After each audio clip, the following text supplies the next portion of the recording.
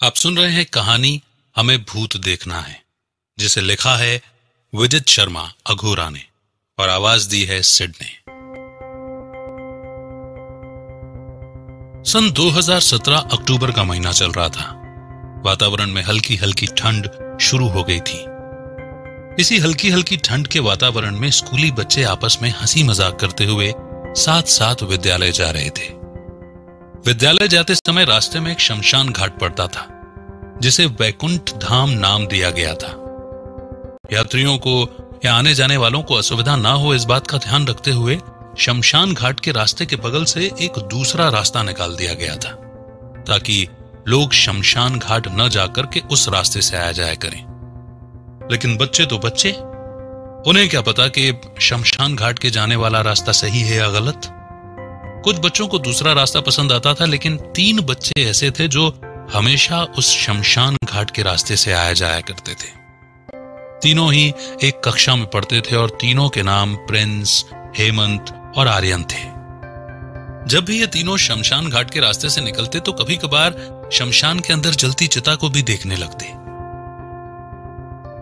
इस पर वहां मौजूद लोगों में से कुछ लोग बच्चों को वहां खड़ा रहने से मना करते, जिस पर ये लोग वापस भाग के स्कूल के लिए आ जाते।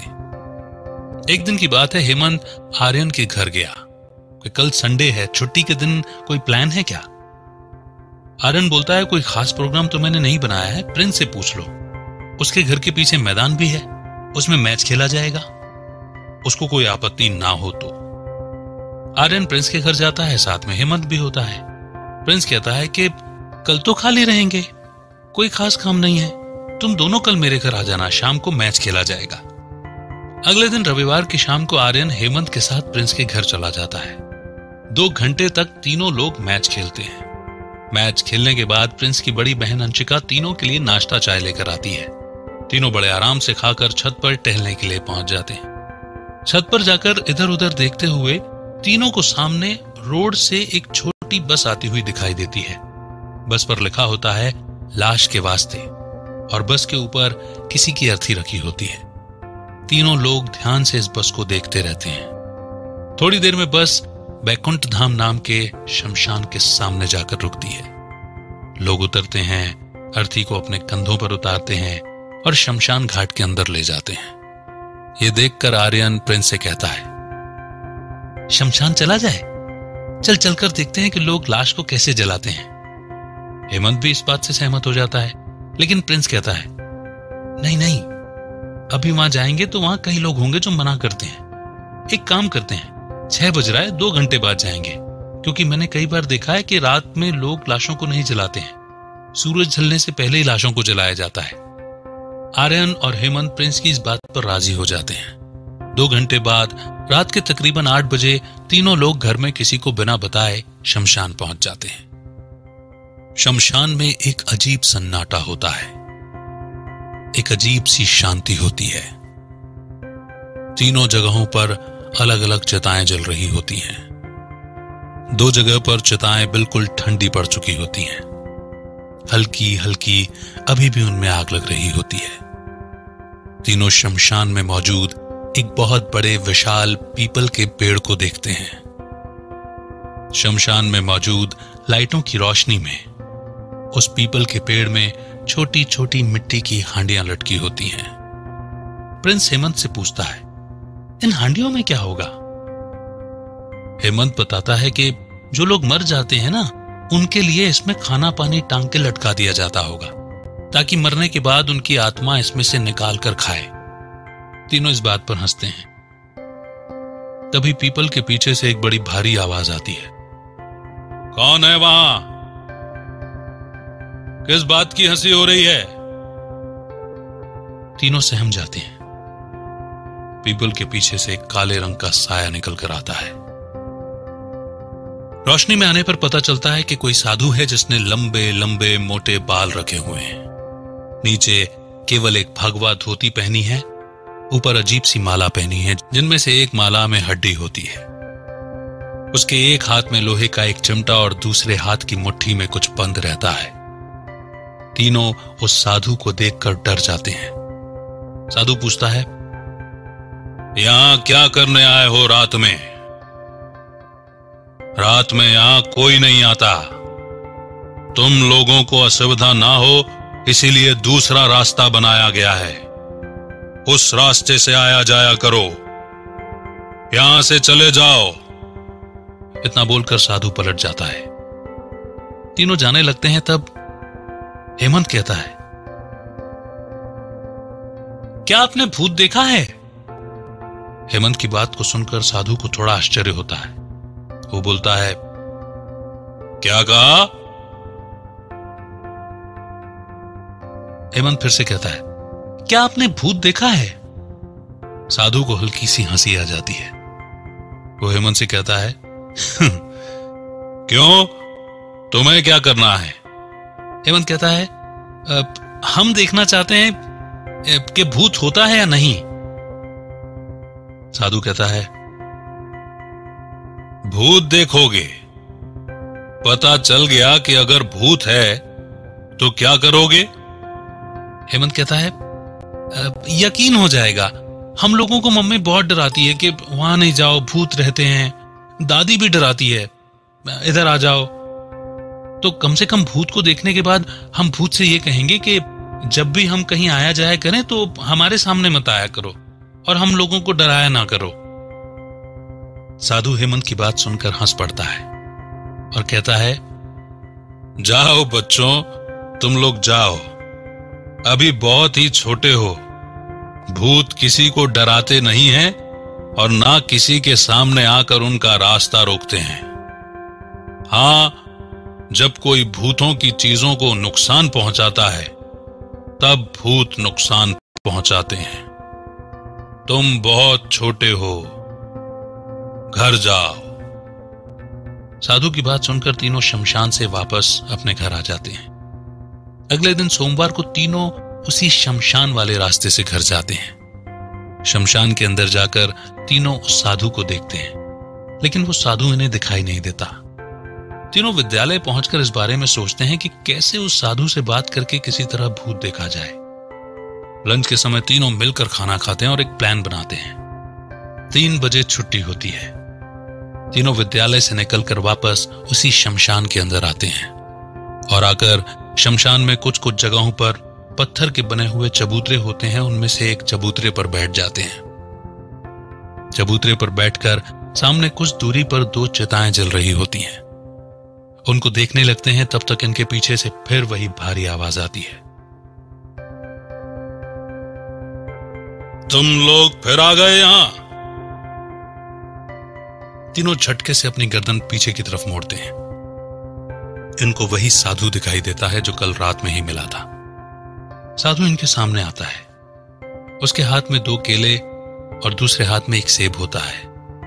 पूरे शरीर पर सफेद रंग की कोई भस्म लगी होती है।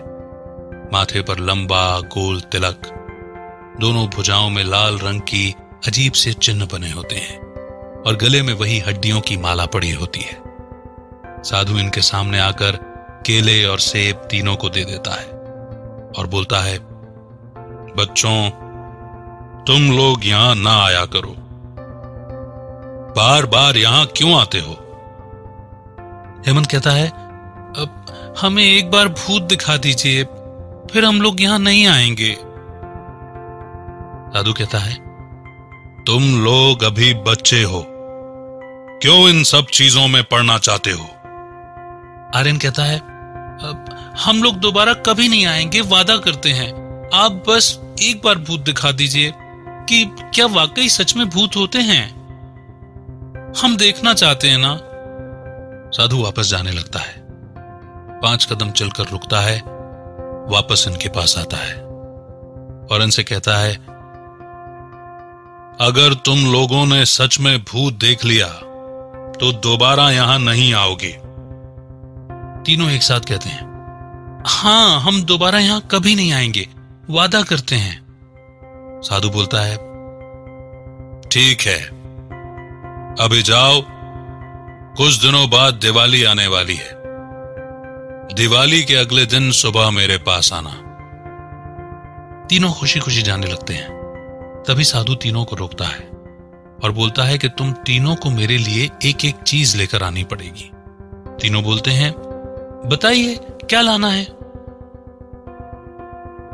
साधु बोलता है, एक लड़का मेरे लिए मिठाई लाएगा, दूसरा मेरे लिए फल लाएगा और तीसरा मेरे लिए देसी शराब लेकर आएगा। तीनों शराब की बात सुनकर चौंक जाते हैं। हेमंत कहता है, अब ये नहीं हो सकता, हम लोग शराब नहीं ला सकते, आप इसके अलावा जो कुछ कहेंगे हम ले आएंगे। साधु सोचता है, 2 मिनट बाद बोलता है, ठीक है, 1 लीटर गाय का दूध लेकर आना। इसके बाद बिना कुछ और शब्द कहे बाहर चला जाता है। तीनों वापस अपने घर आ जाते हैं। 1 हफ्ते बाद दिवाली आने वाली है। उसी की तैयारियां सब मिलकर करने लगते हैं। दिवाली वाले दिन तीनों मिलकर खुशी खुशी दिवाली मनाते हैं और आपस में यह भी तय कर लेते हैं कि फल, मिठाई और दूध कौन कौन लेकर अगले दिन सुबह उस अघोरी से मिलेगा। अगले दिन तीनों जल्दी उठकर नहा धोकर तैयार हो जाते हैं। हेमंत केला और सेब लेकर जाता है। आर्यन 2 तरह की मिठाई का एक डब्बा लेकर जाता है और प्रिंस 1 लीटर की प्लास्टिक की बोतल में गाय का दूध लेकर आता है। तीनों शमशान घाट पहुंचते हैं और पीपल के पेड़ के पास 4 चबूतरे में से एक चबूतरे पर बैठकर अघोरी का इंतजार करते हैं। 10 मिनट, 15 मिनट, आधे घंटे बाद अघोरी आता है। तीनों से कहता है, आ गए तुम लोग? मुझे तो लगा तुम भूल जाओगे। हेमंत कहता है, अब हम लोग भूत देखना चाहते हैं, आपने जो कहा था वो हम ले आए हैं, अब आप हमें भूत दिखाइए। अघोरी हंसने लगता है और बोलता है, भूत क्या मेरी माला में लटका हुआ है जो दिख जाएगा, या मेरे बालों में रखा है कि हाथ से बाहर निकाल कर दिखा दूंगा कि लो देखो ये भूत है। भूत को देखना है तो आज रात को 12 बजे इस पीपल के पेड़ के सामने वो देखो जो छोटा सा मैदान है, वहां कब्रें बनी हुई हैं। उन कब्रों के पास आ जाना, मैं वहीं मिलूंगा। भूत भी दिखा दूंगा, लेकिन मेरी ये बात किसी और को बताई तो ना भूत को देख पाओगे कभी और ना मुझे। रात को 12 बजे आना। इतना बोल के अघोरी जाने लगता है। तब तक प्रिंस कहता है, लेकिन हम रात को 12 बजे घर से कैसे निकलेंगे?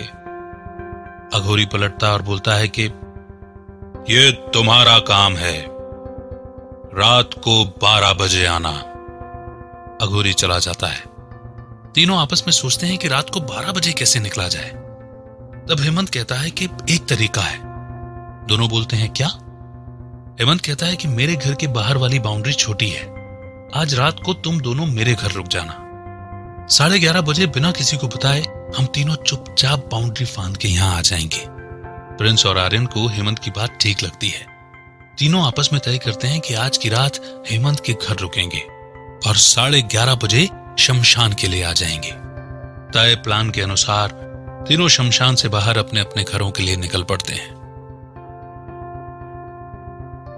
रात के 11:30 बजे जब सब लोग सो चुके होते हैं, हेमंत, प्रिंस, आर्यन तीनों धीरे से दबे पांव अपने कमरे से निकलकर सीढ़ियां उतरते हुए घर के मेन दरवाजे पर आकर धीरे से दरवाजा खोलते हैं। दरवाजे के बाहर निकलकर बाउंड्री फांद के तीनों शमशान आ जाते हैं। शमशान में आकर उसी पीपल के पेड़ पर जहां मिट्टी की हांडियां लटकी हुई थी, उसके नीचे वाले चबूतरे पर तीनों बैठ जाते हैं। रात के समय अक्टूबर के महीने में ठंड लगने लगती है। तीनों के दिलों की धड़कन इस समय तेज हो चुकी होती है।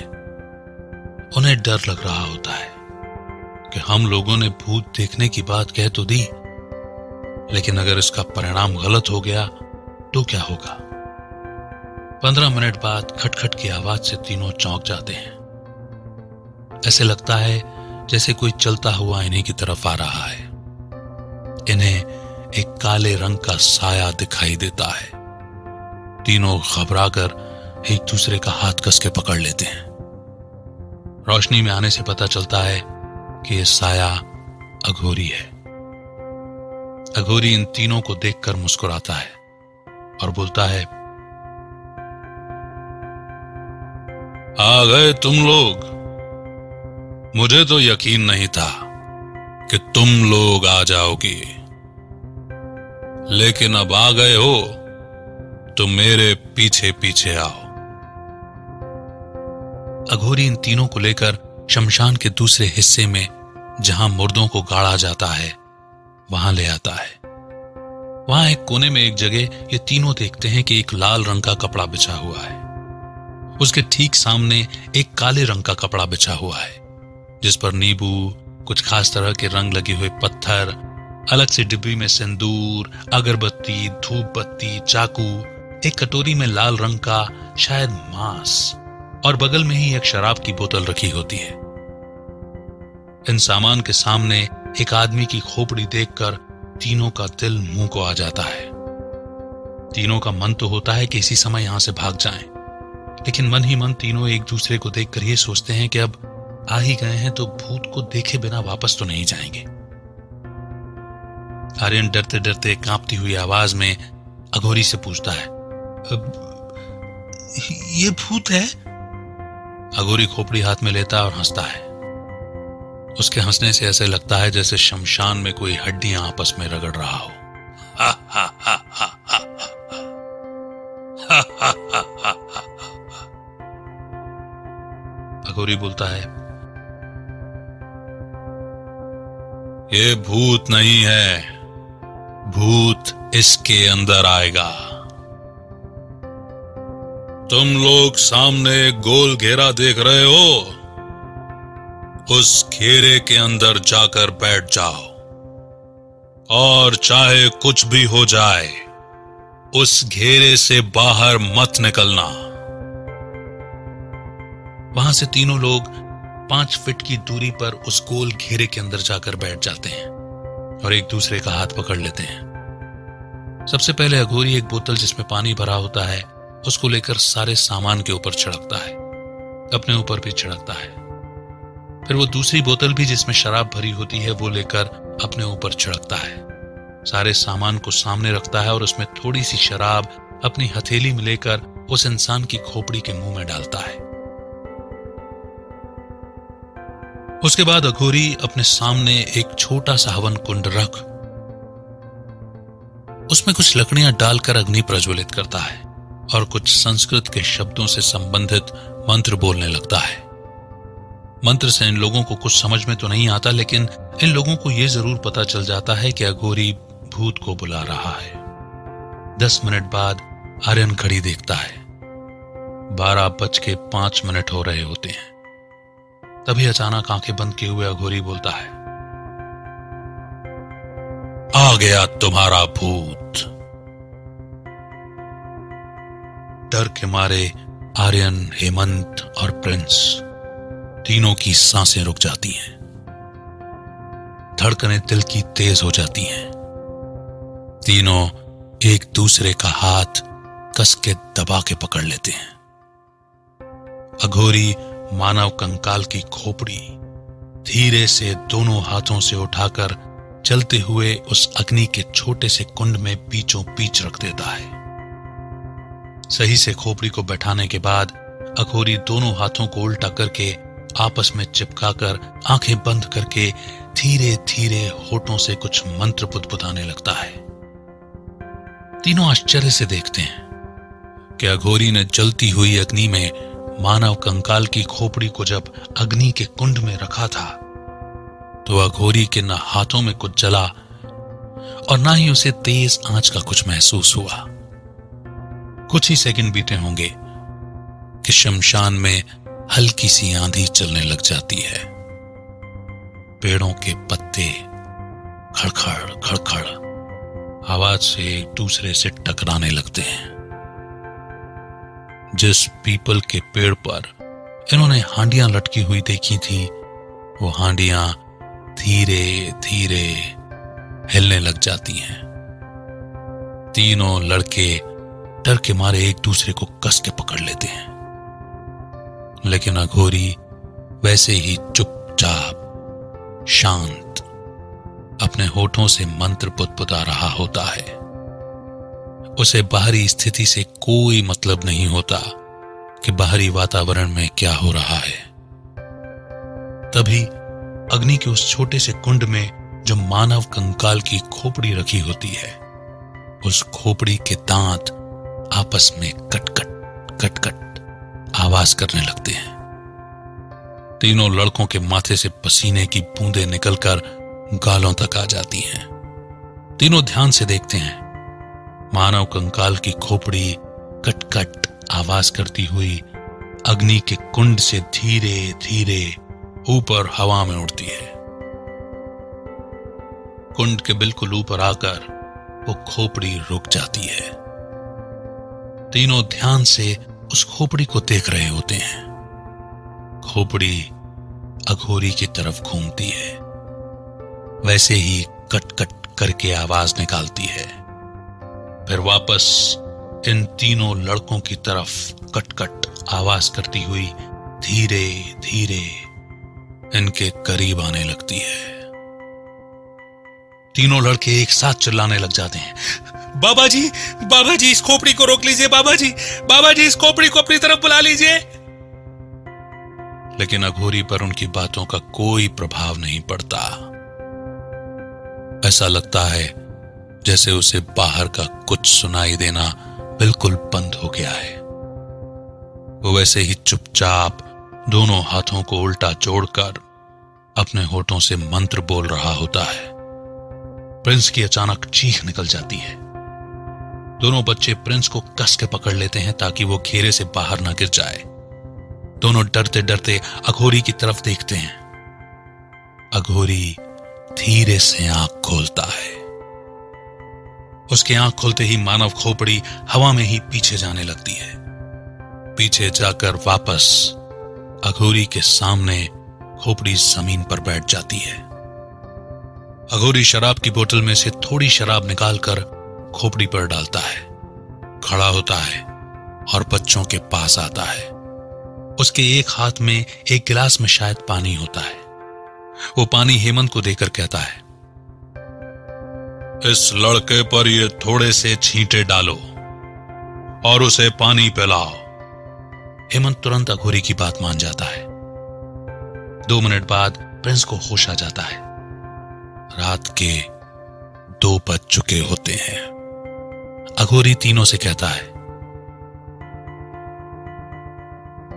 देख लिया भूत, इस खोपड़ी के अंदर मैंने एक आत्मा को ही बुलाया था। अब आगे से ऐसी जिद मत करना। अब घर जाओ।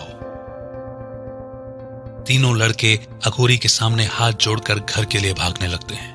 भागते भागते तीनों हेमंत के घर आते हैं, बाउंड्री फांदते हैं और सबकी नजरें बचाकर चुपचाप हेमंत के कमरे में जाकर बैठ जाते हैं। तीनों का डर के मारे अभी भी बुरा हाल होता है। हेमंत नीचे जाता है, 3 गिलास पानी लेकर आता है। तीनों पानी पीते हैं और बिना एक दूसरे से कुछ बोले चुपचाप सो जाते हैं। तीनों की सुबह 9 बजे आंख खुलती है।